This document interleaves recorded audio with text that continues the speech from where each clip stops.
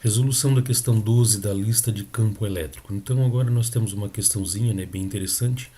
Pode ou cair na prova ou não pode, não sei, né? Nós sabemos aí que, né, o campo elétrico é uma região do espaço ao entorno de uma carga. Esse campo elétrico tem infinitos pontos, né? E eventualmente uma carguinha de prova, uma carguinha teste, uma carga secundária, ela pode armazenar energia dentro desse campo gerado por uma carga maior, que a gente chama de carga principal, tá? Então sempre que um elemento, né, um corpo, seja ele uma carga, seja uma massa, ou seja um elemento magnético que está dentro de um campo, a gente diz que ele tem energia armazenada, né,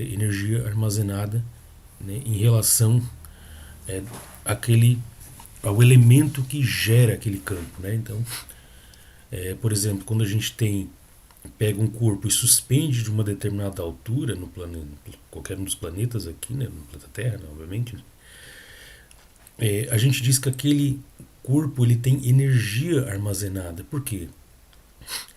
Porque a hora que eu soltar esse corpo, ele entra em movimento. Então, o que é energia? Energia é a capacidade de entrar em movimento, a capacidade de movimentar, né?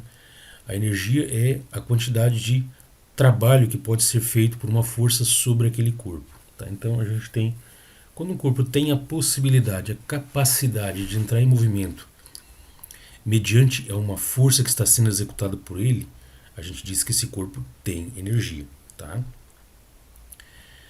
Então, um corpo qualquer que está suspenso de determinada altura, uma massa qualquer, né, aqui a minha xícara, né, eu posso dizer que tem energia potencial do tipo gravitacional. Por que tem energia? Porque ao momento que eu largar esse corpo, ele cai, ele é puxado para o centro da massa da Terra, que gera o campo gravitacional. E ele é puxado por quem? Por uma força chamada força-peso. A força-peso, ela, na verdade, ela vai converter essa energia potencial gravitacional em cinética, né? Então isso é um pouquinho lá da matéria do primeiro ano, né? Conservação de energia mecânica, energia potencial gravitacional, potencial elástica, cinética, tá? E o que esse problema tem a ver com tudo isso? Olha o seguinte, no campo elétrico da carga aqui, então tem uma carga geradora aqui, uma carga principal bonitona aqui de 3 microcoulombs. Ao entorno dessa carga são dados dois pontos aleatórios, A e B. O ponto A está situado a 30 centímetros, 0,3 metros da carga. O ponto B a 0,6 metros da carga. Tá? Eu quero saber os potenciais elétricos A. O que é a energia potencial elétrica? A energia potencial elétrica é o seguinte, deixa eu ver aqui se eu já desenvolvi. Não. Se eu botar aqui nesse ponto A uma carguinha de prova, tá? Então deixa eu desenhar aqui. Se eu botar, por exemplo, aqui, eu não fiz essa representação, mas deixa eu botar. Se eu botar aqui, por exemplo, uma carguinha positiva, eu sei que essa carguinha positiva ela é repelida por essa carga maior, certo? Então a gente sabe que cargas sinais iguais têm a repulsão eletrostática, tem força elétrica querendo afastar essas cargas. Bom, posto essa carguinha aqui, vamos imaginar que tu esteja ali segurando aquela carguinha. Só que olha o seguinte, eu estou segurando essa carguinha, né? No momento que eu boto ela no ponto, eu sei que ela tem energia armazenada. Porque se eu soltar essa carguinha, ela vai, no momento que eu soltar, ela vai disparar, né? Disparar aqui pelo sentido oposto. É como se tivesse aqui uma mola espremida, uma mola comprimida. Estou segurando, prendendo a carguinha aqui. A hora que eu soltar essa carga, essa mola joga essa carga, tá? A mola seria a repulsão eletrostática, né? Tenta imaginar lá com dois ímãs. Você já brincou com ímã? Tem lados dos ímãs que a gente pega e ele não encosta, tá? Então você tenta encostar, você sente que existe uma repulsão entre eles. É como se tivesse ali uma molinha. Tenta fazer essa analogia, como se tivesse uma molinha no meio dos ímãs. Aqui também, como se trata de duas cargas de mesmo sinal, a carguinha de prova que eu botei aqui e a cargona aqui, é como se tivesse uma mola espremida entre elas. Então a hora que eu liberar essa carguinha que eu botei no ponto A, ela vai ser jogada, né, para a direita, ela vai se escapar, tá? Ela pode vir a parar no ponto B, ou ela pode, né, vir para outra posição aqui, não sei, tá? O fato é que aqui ela vai ter, no ponto A, ela vai ter armazenada uma energia, né? Aqui no ponto A, ela vai ter armazenada uma energia, né, uma tendência de ganhar velocidade quando solta, e aqui também ela vai ter armazenado uma outra energia, uma tendência de ganhar velocidade quando solta, tá? Beleza, então assim eu quero saber qual é a energia que vai ficar armazenada, potencial elétrica por unidade de carga, tá? É por Coulomb, energia potencial elétrica por Coulomb, tá? Por unidade de carga. A gente chama essa energia de potencial elétrico, né? Ou tensão, tá? Tensão elétrica, tá? Então a gente tem aqui a chamada tensão elétrica no ponto A. E a gente vai ter a tensão elétrica no ponto B, tá? Então eu quero calcular os potenciais elétricos no ponto A e no ponto B. Aqui, pessoal, é potenciais elétricos por unidade de carga ou tensão, tá? Faltou, na verdade, aqui uma partezinha. Mas então, só redesenhando aqui para ficar mais claro, né? Porque isso aqui é da questão, isso aqui, né, é a resolução. Eu quero, então, achar os potenciais, né? A tensão no ponto A, a tensão no ponto B. Para eu calcular a tensão no ponto A, ou seja, a energia potencial elétrica por Coulomb armazenada no ponto A, eu vou usar essa fórmula aqui. Então, potencial, né? Tensão no ponto A é K vezes Kzão por dA. Eu resolvendo, pessoal, lembra que o K é 9 vezes 10 na 9. E a carga que gera o campo, né? 3 vezes 10 na menos 6. 3 vezes 10 na menos 1 é aí, né? O 0,3, né? O 30 centímetros, tá? Bom, eu calculando, não vou entrar mais em detalhe aqui sobre os cálculos, pessoal. Acho que isso aqui já é, né, caso superado. Você sabe que quando eu multiplica potências de base 10, potências com a mesma base, né, a gente usa sempre a base 10 aqui, né, eu vou conservar a base e vou somar os expoentes. Na divisão, eu faço o oposto. Então, a tensão elétrica, né, ou potencial elétrico por unidade de carga no ponto A é 9 vezes 10 na 4, né? 9 vezes 10 na 4 volts, tá? 9 vezes 10 na 4 volts, tá? Então, é isso. Joule por Coulomb, né? Então, seria isso. Bom, agora imagine o seguinte, o ponto B, né? Então aqui eu estaria, imagine que aqui, por que aqui o potencial vai ser maior? Porque está mais próximo.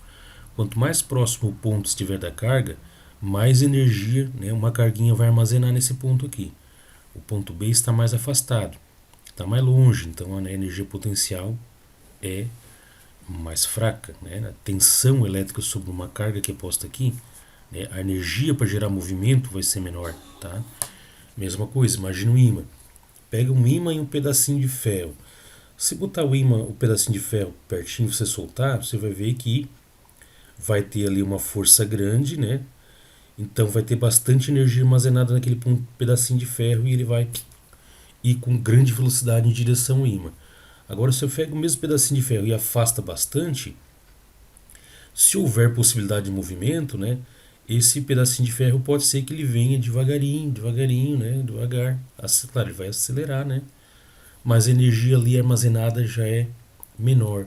Ou seja, aquele pedacinho de ferro que está mais afastado em relação ao ímã sente uma força atrativa menor, ou seja, tem uma energia menor ali, então, tá? Essa é a ideia. Então, no ponto B, por estar o dobro de distância do ponto A, né, lembra que então é 60 centímetros, né? Eu fazendo os cálculos aqui, eu vou chegar que VB, né, é 4,5 vezes 10 na 4 volts, né? Joule por Coulomb, tá? Então, 27 por 6 dá 4,5, 10 na 3 dividido por 10 na menos 1 dá 10 na 4, tá? Então, se tem dúvida aqui ainda, presta bastante atenção no passo a passo aqui dos cálculos, tá? Bom, a DDP, pessoal, não foi nem pedida, mas, né, o importante para nós aí, daqui para frente, vai ser a ideia da DDP, né? A DDP é a diferença de energia. Então, entre esses dois pontos aqui, existe uma DDP, existe, né, uma diferença de energia, por exemplo, aqui, ó, para transportar a carga do ponto A para o ponto B, tá? A diferença de energia entre os dois pontos, né, é a chamada DDP. Então, o que vai ser a DDP? Vai ser a energia que a carga precisa para sair do ponto A, deslocar para o ponto B, ou, né, do ponto B para o ponto A, depende do sinal dessa carguinha, tá? Então, né, a gente vai ver depois isso aí em questão de placas, né? As placas vão ser os pontos onde a gente vai ter os potenciais. Então, eu vou botar uma carguinha entre duas placas. Ela vai ter um potencial em relação à placa A, uma potencial em relação à placa B, né? E o saldo de energia total vai ser o VA menos o VB, né? Só que o VA menos VB né, já vai ser o que é fornecido pela fonte. Então, o gerador, né, ali, na nossa ideia depois das placas, é que vai fornecer a energia necessária para o total movimento dessa partícula, tá? Então, quando a gente está tratando de cargas pontuais e não distribuídas em placas carregadas, né, a gente tem essa, né, descrição, essa análise em dois pontos próximos da carga, né? Então eu tenho que ponto A, ponto B, né? Então essa DDP que a gente vai calcular aqui nada mais é do que a energia necessária para que essa partícula, né, para que uma carguinha posta aqui vá do ponto A para o ponto B, tá? O movimento entre esses dois aqui. O trabalho da força elétrica. Pessoal, o que é trabalho, né? Trabalho é quando uma força, a gente diz que uma força executa trabalho, sei lá, do primeiro ano, né? Uma força executa trabalho quando ela gera movimento. Tanto é que trabalho é igual a força vezes deslocamento vezes cosseno do ângulo da força, né? Então, quando uma força ela gera movimento, a gente diz que essa força executa trabalho. Por exemplo, se eu tiver um corpo aqui e largar esse corpo, eu tenho aqui uma força, né? A força peso. Essa força, quando faz esse corpo cair, a gente diz que essa força executa trabalho, tá? Então, quando uma força movimenta, a gente diz que ela executa trabalho. Ou uma força, né? Uma força resultante, né? Necessariamente, tá? Uma força resultante. Tá? Então, se eu pegar uma carguinha positiva aqui, né? Vamos supor que eu pegue uma carguinha positiva, e largar ela aqui, eu sei que ela vai espontaneamente daqui para cá. Por que ela vai espontaneamente? Porque não precisa forçar. Porque eu sei que ela vai, se eu botar uma carga positiva aqui, ela vai ser repelida daqui e pode vir parar aqui, tá? Então a gente diz que essa força elétrica que faz o movimento da carga desse ponto para esse ponto, né, gera um trabalho positivo, tá? Por que é o trabalho positivo? Porque ninguém forçou, né? Ninguém forçou. Agora, vamos supor que você bote uma carga negativa no ponto A. Então, olha só a análise. Botar uma carga negativa no ponto A. Para eu movimentar do ponto A para o ponto B, eu vou ter que gerar, né, trabalho. O trabalho vai ser negativo, porque não é espontâneo. Vai ser contra a força elétrica. Porque se eu botar uma carga negativa aqui, a carga negativa vai vir para cá. Ela não vai vir espontaneamente para o lado oposto. Entende? Aí vai ter uma força contrária à força elétrica que vai fazer esse papel de movimentar uma carga negativa do ponto A para o ponto B. Certo, pessoal? Então, força elétrica gera trabalho, força elétrica gera trabalho. Qualquer força que gere movimento, ela gera trabalho. E a questão B, né, apesar de a gente não ter trabalhado muito a ideia, ela pede para calcular, né, qual é o trabalho exercido pela força elétrica para deslocar uma carga de 1 microcoulomb do ponto A para o ponto B. Tá? Então vamos lá. Eu estou supondo que essa carga é positiva, né? Então é um movimento espontâneo, então eu só calculo aí o trabalho. Bom, trabalho, pessoal, é o Q vezes o DDP, tá? Q vezes U. Lembra que o U é VA menos VB, né? Então o VA menos VB eu já calculei aqui. Então trabalho é 1 vezes 10 na menos 6 vezes 4,5 vezes 10 na 4. Isso aqui é a carga, né? É a carga em coulombs da carguinha que eu quero movimentar. Eu botei então aqui, ó. Desculpa. Peguei então uma carguinha aqui de 1 micro, né? E botei no ponto A. Botei aqui a carguinha, vamos tentar desenhar com o mouse, é difícil pra caramba desenhar com o mouse, tá? né? Então vai ter uma força elétrica que vai deslocar essa carguinha do ponto A para o ponto B. Lembra que ela vai ser repelida, né? Eu quero saber justamente o trabalho, que é a força elétrica, né? O trabalho, que é a força elétrica. A gente representa, na verdade, tal FE. Tá? Trabalho representado o trabalho feito pela força elétrica para deslocar a carguinha do ponto A para o ponto B. E esse trabalho a gente calcula da seguinte maneira: o trabalho executado por esta força, no caso da força elétrica, é igual à carga que é movimentada, né? A carguinha que eu botei aqui tem este valor, 1 microcoulomb, tá? Vezes a diferença de energia, diferença de potencial elétrico, diferença de tensão entre os pontos, tá? Então a gente calcula assim. Botei os dados, né? Então dá 4,5 vezes 10 na menos 2 joules. Né? Valores parecidos, coincidentemente, né? Personas, então essa é a questãozinha, né? 12 envolve ali o cálculo da tensão elétrica nos pontos A e B, né? Se eu pedir qual é a DDP entre os pontos A e B, a diferença de potencial elétrico, né? Então vai ser o VA menos o VB, tá? Então é ter calma e calcular. Tem o ponto A, tem o ponto B. O que eu preciso para calcular a tensão elétrica no ponto A? Eu preciso da distância que é fornecida, do Qzão e do K. Então observa que para calcular a tensão no ponto A e no ponto B, eu não preciso saber as cargas que vão colocar dali. Então essa energia armazenada no ponto é uma questão do campo, tá? Basta eu conhecer o campo para saber que energia está armazenada naqueles pontos ali. Não precisa conhecer a carga, tá? Então observe que aqui para calcular VA e VB eu sequer botei o valor, né, qualquer tipo de carga. Eu apenas usei a carga que gera o campo, obviamente eu tenho que ter, né? O K, que é aquela constante de elétrica, e distância, tá? Então calcular as tensões elétricas nos pontos A e B é saber a carga geradora e a distância. Então observe que calcular VA e VB, a única diferença é a distância, porque tanto no ponto A e no ponto B vão ter tensões elétricas referentes ao mesmo campo, à mesma carga geradora, tá? Então tem que dar uma estudada, pessoal, essa parte é abstrata, mas eu creio que assim, você pegando bem essa parte abstrata, ó, o que está por vir agora é muito tranquilo, tá?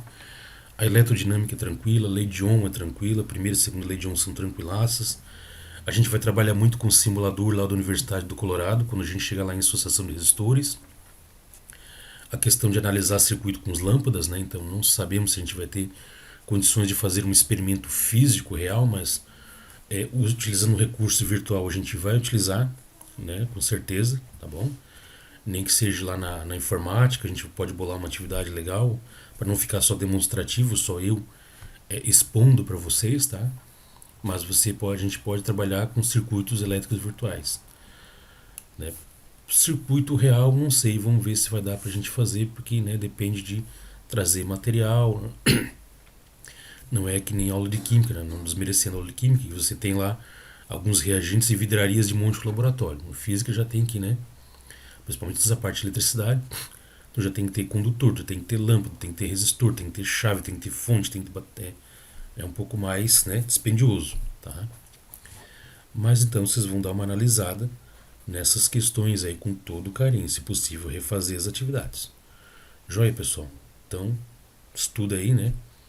Tenta fazer as atividades e a hora que a gente voltar do nosso recesso aí, a prova já está pronta.